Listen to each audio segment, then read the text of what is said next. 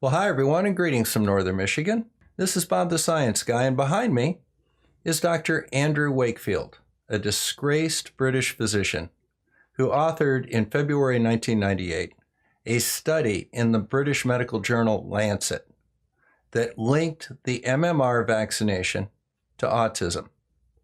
Now, this set off a worldwide panic, which we still feel today. Vaccine hesitancy has become one of the top 10 threats to public health, according to the World Health Organization. But who is Dr. Wakefield, and what are the details of his study? Thanks to the efforts of investigative journalist Brian Deere, this study has been exposed as the fraud that it was always intended to be. This was fraudulent research, agenda-based research, and a scheme by Dr. Wakefield and others to make money off of vulnerable people looking for answers for their children's autism. The behind-the-scenes greed that Dr. Wakefield exhibited in this case was described by the British Medical Council as being dishonest, unethical, and callous. Recall that this study was done on disabled children, and it was driven by financial greed on the part of Dr. Wakefield. So join me now as we have a look at one of the most egregious violations of the doctor-patient relationship I have seen in my 30-year medical career. Well, in order to put this study into some perspective, these 12 children that were involved in the study were referred to Dr. Wakefield through an attorney by the name of Richard Barr. Now, each of the 12 children had developmental issues. They had what were considered regressive autism, which meant that they started off normal and then they developed autistic symptoms which worsened, and apparently this was somehow related to the MMR vaccination.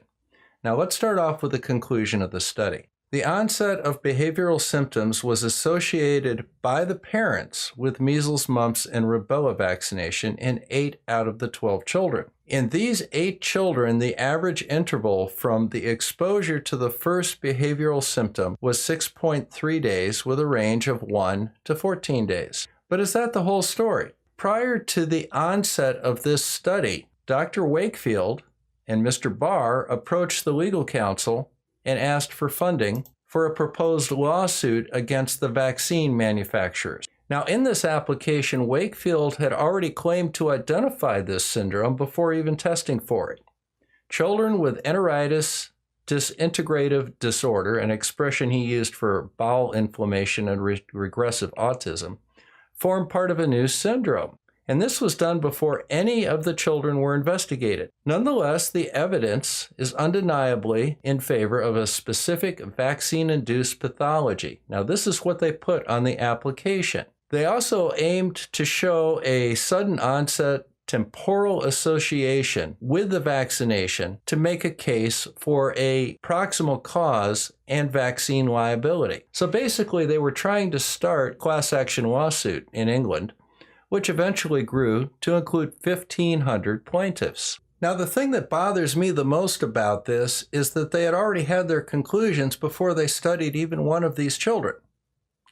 Then they went out to elicit patients to come into the study, and they recruited them through anti-vaccination groups in England, including one called JABS. More on that later. Now, the purpose of this video is to go over the study itself, and the best way to do that is let's have a look at all 12 children.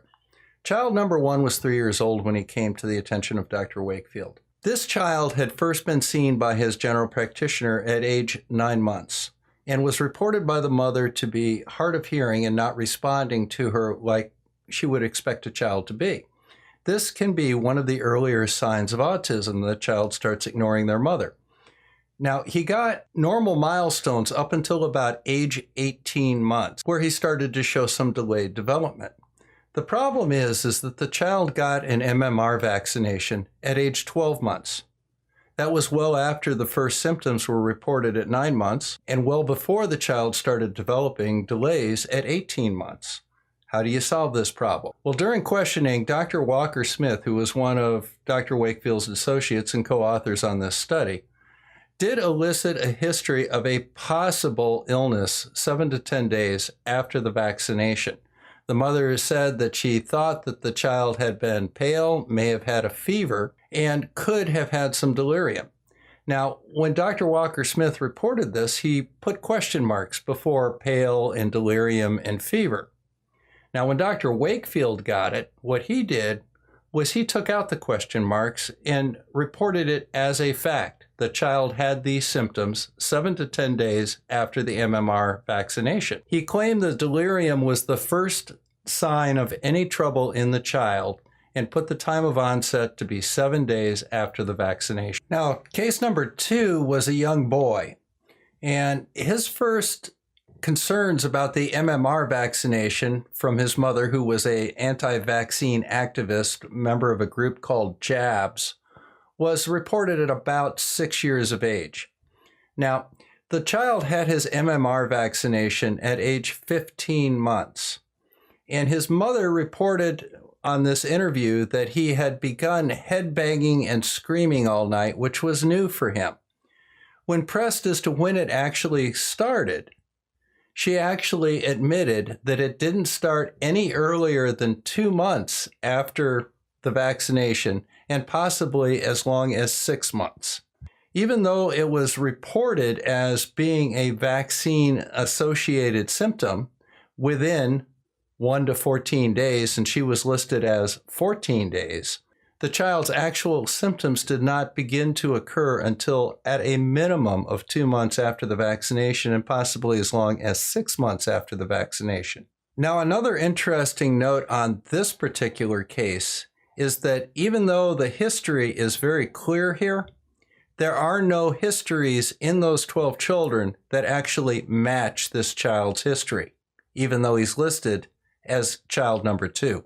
Now, the third child got his MMR at 14 months and began to develop severe developmentally delayed problems about 15 months later.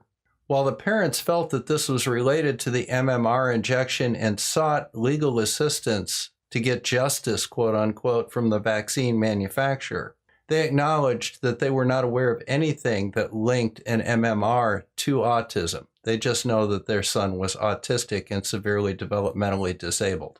Child number 4 had significant craniofacial malformations and developmental delays with reduced vocabulary by age 18 months. Received the MMR vaccination at age 4 years. Likewise, child 5 received his MMR at age 16 months, but his medical record showed developmental delays starting at 11 months. Child 6 had Asperger's syndrome.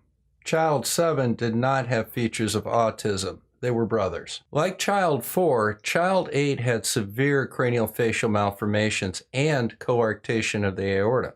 She seemed to rally a little bit after the coarctation was repaired, but prior to her MMR vaccination at age 18 months, she had a vocabulary of only 2 or 3 words. Child 9 began to develop developmental disorders approximately 2 to 4 months after his MMR vaccination at age 16 months. Child 10 developed a viral infection 4 months after his MMR, and that is what his doctors associated with his developmental disorders, not the vaccine. Child number 11 was the son of an American engineer from California. His developmental disorder began at age 13 months. This was changed in the Lancet paper to be 15 months, which would have made it 1 month after his MMR vaccination instead of 1 month before. Child number 12 was referred to the program by the mother of children 6 and 7. As you recall, child number 7 had no symptoms of autism.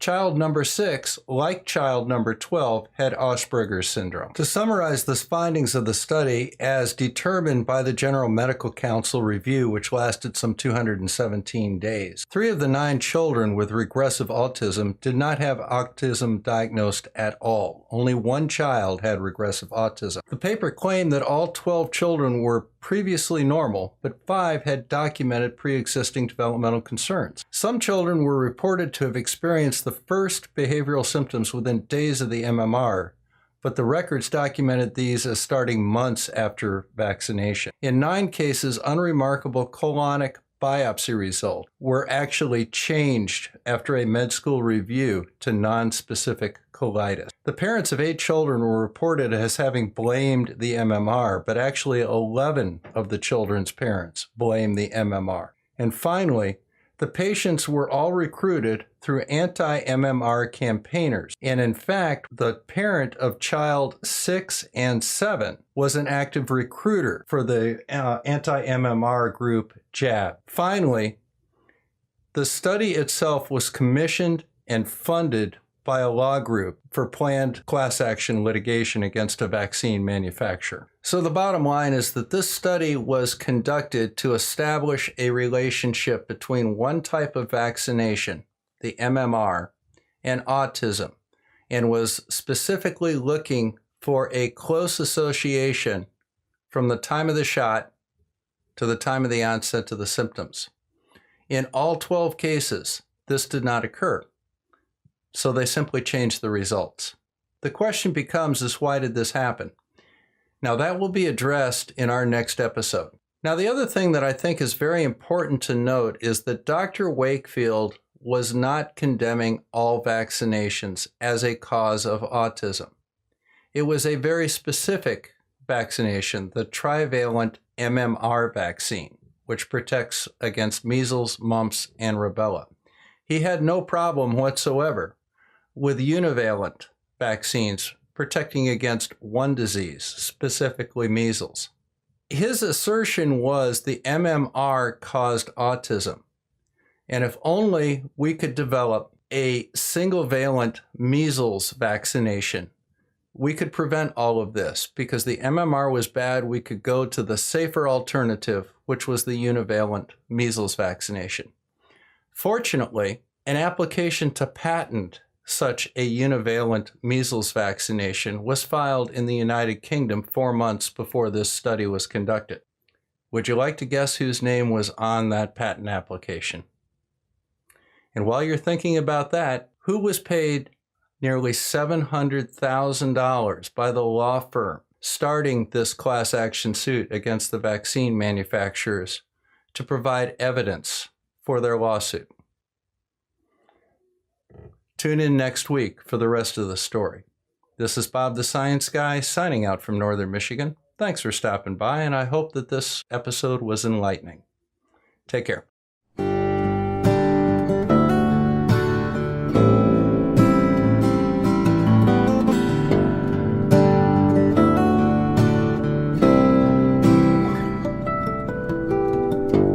Mama, please make them hear me. I can't teach them anymore. This rabbit hole's too deep for me. Feel my brain getting real sore. Bob the Science Guy. Bob the Science Guy.